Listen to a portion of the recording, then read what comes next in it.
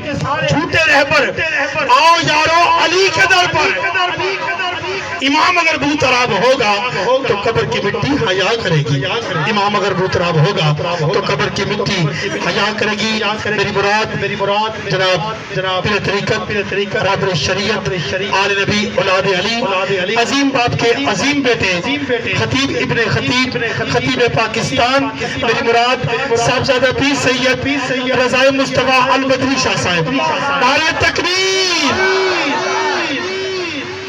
حضور دی آل دا استقبال کرنا ہے وہ آمد دا استقبال ہی کرنا نعرہ تکبیر نعرہ رسالت نعرہ حیدری نعرہ غوثیہ صاحبزادہ پیر سید رضائے مصطفیٰ البدری شاہ صاحب زندہ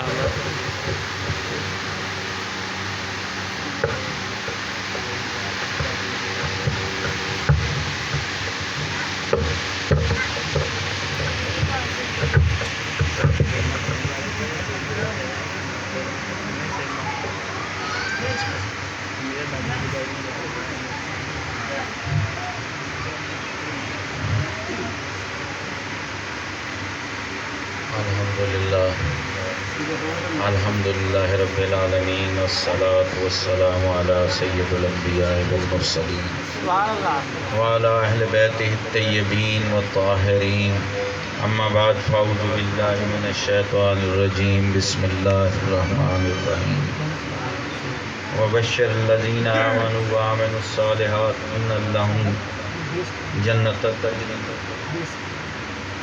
من تحت الانہار صدق اللہ العظیم۔ وہ احباب جو چاہتے ہیں نا کہ ان کے نامہ اعمال سے اللہ کریم 10 گناہوں کو مٹا دے، 10 نیکیوں کو لکھ دے اور ان کے 10 درجوں کو بلند کر دے، وہ ذرا سرکار کی ذات پہ بلند آواز کے ساتھ درود و سلام پیش کر دیں۔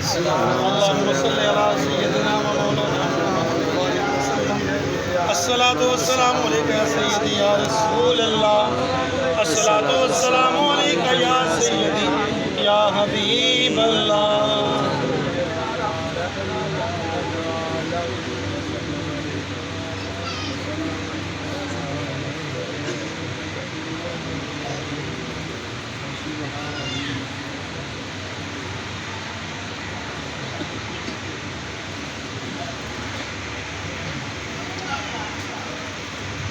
حضور قبلہ جانشین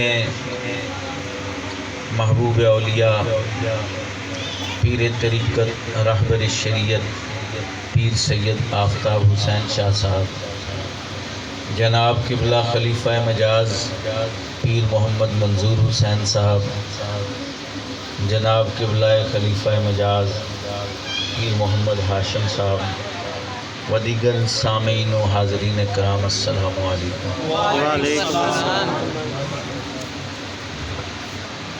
یہ آج کی محفل یقیناً میلاد النبی کے حوالے سے ہے۔ اللہ کریم قرآن کریم میں فرماتا ہے سورہ بقرہ کی آیت نمبر 25 کے اندر، اور خوشخبری سنا دو ان لوگوں کو جو ایمان لائے۔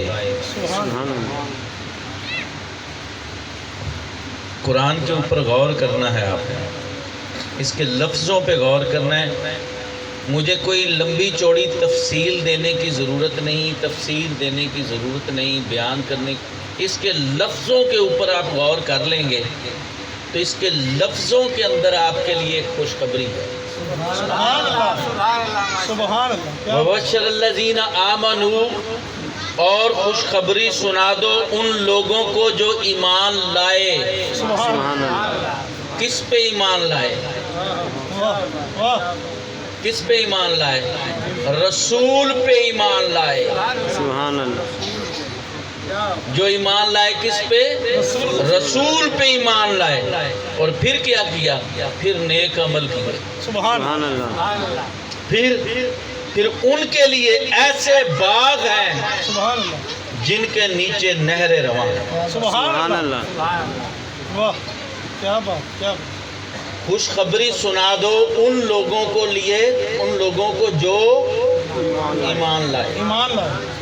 نبی پہ ایمان لے کے آؤ تو اللہ جنت میں باغوں کے نیچے جو نہریں بہتی ہیں ان کا مالک تجھے بنا دے. کوئی لمبی چوڑی تفسیر تو نہیں ہے، اپنے پاس سے تو کوئی لفظ نہیں ہے، قرآن کے الفاظ ہیں. اللہ کہتا ہے قرآن پہ غور و فکر کرو. اور دیکھیں اپنے وہ اذہان کی بات ہے، لوگ ایسے ہی ترجمہ کرتے ہیں، جس کا مرضی اٹھا کے پڑھ لیں. یا ایھا الذین اے ایمان والو، اے ایمان والو. لیکن میرے بابا سے ہی ترجمہ کیا کرتے تھے، اے ایمان والو نہیں. یا ایھا الذین آمنو، اے میرے نبی کے غلاموں. سبحان اللہ. اے میرے نبی کے غلاموں. اور احباب ذی وقار خوشخبری سنا دی آپ کو کس چیز پر؟ نبی پہ ایمان لانے پر. وہ جس پہ ایمان لے کے آنا تمہارے لیے خوشخبری ہو، تو جب اس کا اپنی ذات کا ظہور تم میں ہو تو پھر وہ جس کے اوپر ایمان لانا تمہارے لیے خوشخبری ہو، تو اس کی اپنی ذات کا ظہور جب تم میں ہو رہا ہو، میلاد ہو. دیکھیں ایک بات کو سمجھنے کی کوشش، اس کا منہ ادھر کریں، پنکھے کا پیچھے کریں، پنکھا دیں ادھر کو. پنکھا اور جی سبحان اللہ. دیکھیں ولادت اور بات ہے، تخلیق اور بات ہے. میری اس بات پر ذرا غور کیجئے گا. آپ پڑھے لکھے چہرے مجھے نظر آ رہے ہیں اور مجھے خوشی ہو رہی ہے کہ اس محفل میں میرے مستقبل بھی بیٹھا ہے. یہ جو بچے بیٹھے ہیں نا، یہ میرا مستقبل ہیں.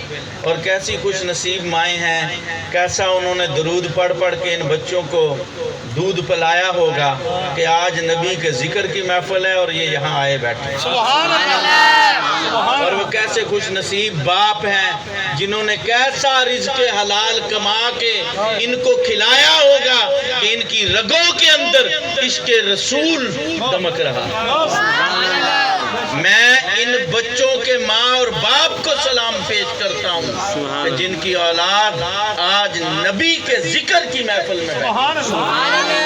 اللہ تعالیٰ ان کے ماں اور باپ کا سایہ عاطفت و رحمت ان پر ہمیشہ قائم و دائم، اور اللہ ان بچوں کے مستقبل کو محفوظ فرمائے. احباب ذی وقار میں بات کر رہا تھا کہ قرآن کے اوپر غور اور فکر کرنے کا حکم ہے. قرآن صرف کتاب ثواب نہیں.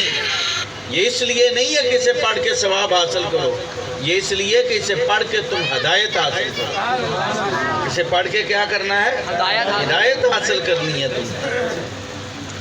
ایک ہوتی ہے ولادت اور ایک ہوتی ہے تخلیق. تمہاری ولادت، میری ولادت 1980 کے اندر، 1980 کے اندر.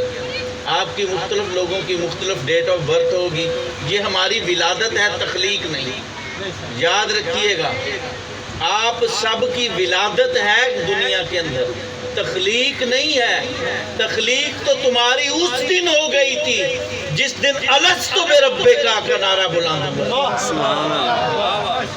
اور تم نے کہا تھا قالوا بلی. یاد آئی؟ تخلیق تو اس وقت کی ہے، وہ جب تمہیں رب نے پوچھا اور تم نے جواب دیا تو ہی تو ہمارا رب ہے.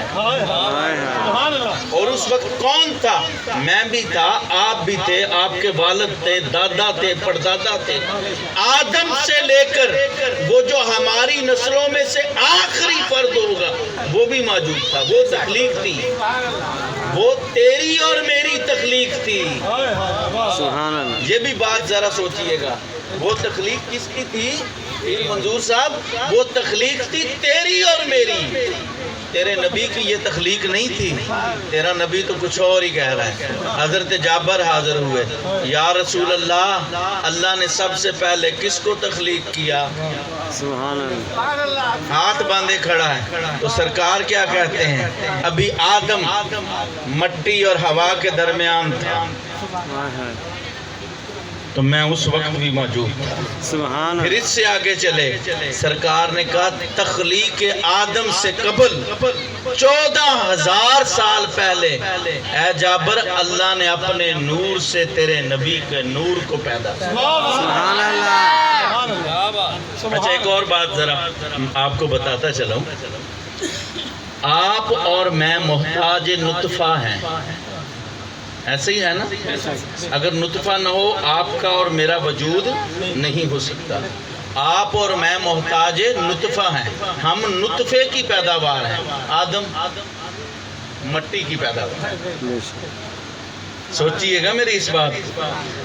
جب آدم کا پتلا بنایا گیا تو کسی نطفے سے حمل نہ ٹھہرا, مٹی گوندی.